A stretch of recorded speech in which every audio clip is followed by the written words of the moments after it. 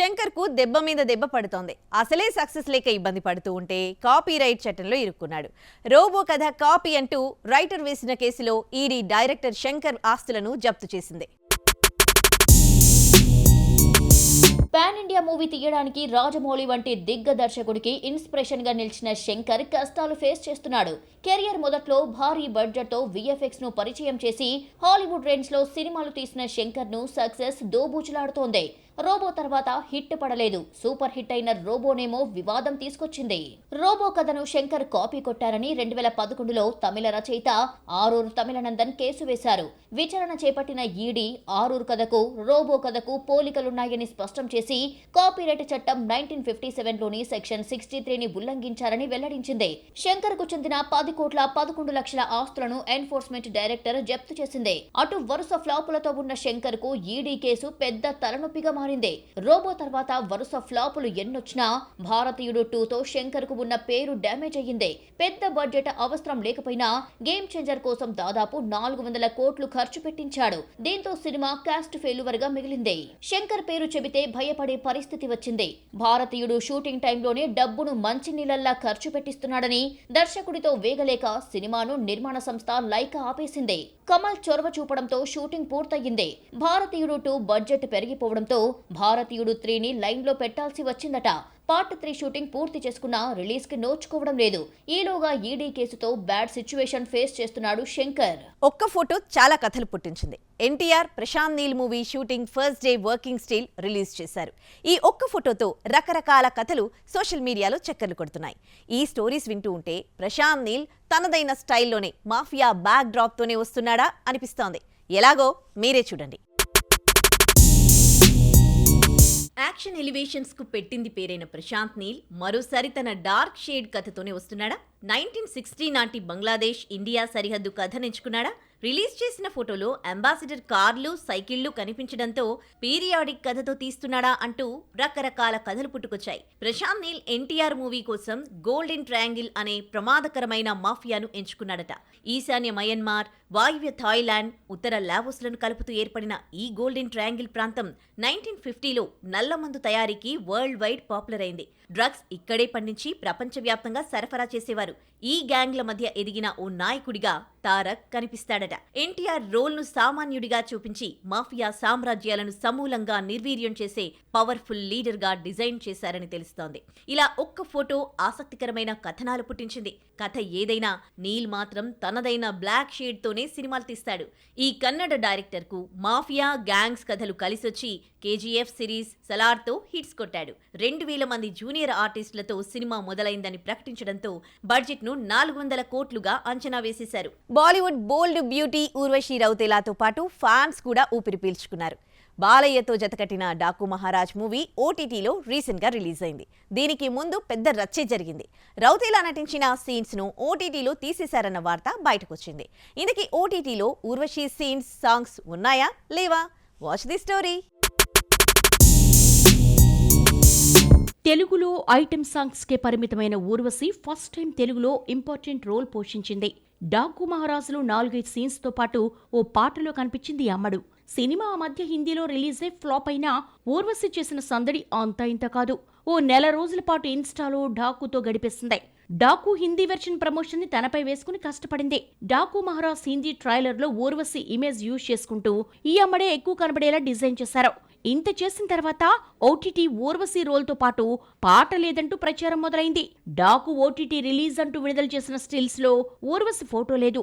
బాలకృష్ణతో పాటు ఇద్దరు హీరోయిన్స్ శ్రద్ధా శ్రీనాథ్, ప్రజ్ఞా జైస్వాల్ ఉన్నారే కానీ ఊర్వశి లేకపోవడంతో ఈ అమ్మడి సీన్స్ తో పాటు పాట తీసేశారన్న టాక్ స్ప్రెడ్ అయింది. అయితే సినిమాలో ఈ అమ్మడిది ఒక్క సీన్ కూడా తీయలేదు. అయితే పోస్టర్ లో ఈ అమ్మని మర్చిపోవడంతోనే ఈ రచ్చ జరిగిందట. ఒక్క ఫ్లాప్ పడితే నెక్స్ట్ మూవీ ఏంటో అర్థం కాదు. సినిమా ఫ్లాప్ అయితే హీరో హీరోయిన్స్ కు వచ్చే నష్టం పెద్దగా లేకపోయినా డైరెక్టర్ మాత్రం ఇబ్బందులు ఫేస్ చేయాల్సిందే. నెక్స్ట్ ఏంటో అర్థం కాని పరిస్థితిలో ఉన్న క్రేజీ డైరెక్టర్ ఎవరో చూసేద్దామా? Harish Shankar last movie mister Bachchan భారీ నష్టాలు మిగిల్చింది. హీరో బయటపడి మాస్ జాతర చేస్తున్నాడు. ఇక హీరోయిన్ భాగ్యశ్రీ బోర్సి అయితే 4 సినిమాల్లో నటిస్తోంది.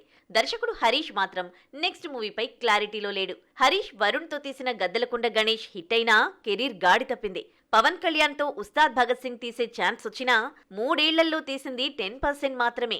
వీరమల్లు ఓజీ పూర్తి చేస్తే గాని ఉస్తాద్ కు పవన్ డేట్స్ ఇవ్వలేడు.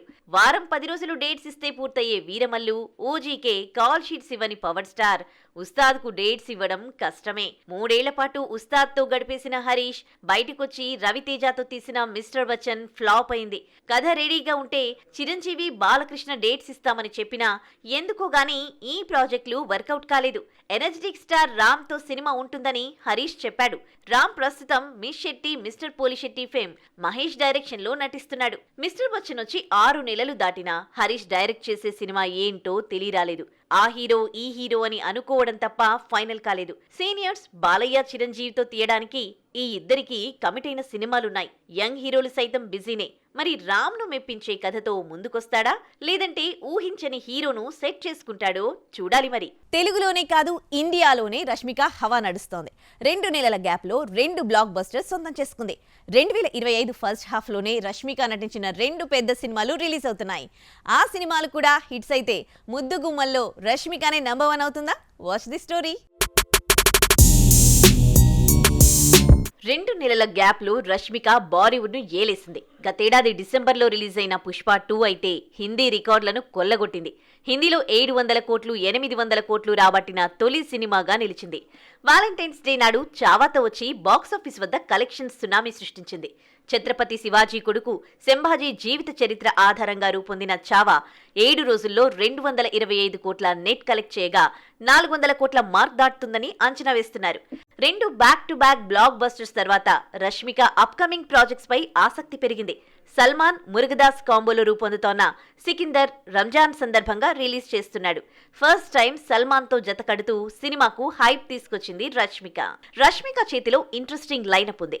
సికిందర్ తర్వాత తెలుగులో రూపొందుతోన్న పాన్ ఇండియా మూవీ కుబేరాతో రానుంది రష్మిక. ఇంకా రిలీజ్ డేట్ ఇవ్వకపోయినా సమ్మర్ లో రిలీజ్ కు సన్నాహాలు చేస్తున్నారు. ధనుష్ నాగార్జున నటిస్తోన్న ఈ సినిమా శేఖర్ కమ్ముల దర్శకత్వంలో రూపొందుతోంది. బాలీవుడ్ లో రీమేక్స్ తగ్గాయి. వరుస ఫ్లాప్లతో ఇక రీమేక్స్ జోలికి వెళ్లొద్దన్న డెసిజన్ కు చాలా మంది దర్శక నిర్మాతలు వచ్చేశారు.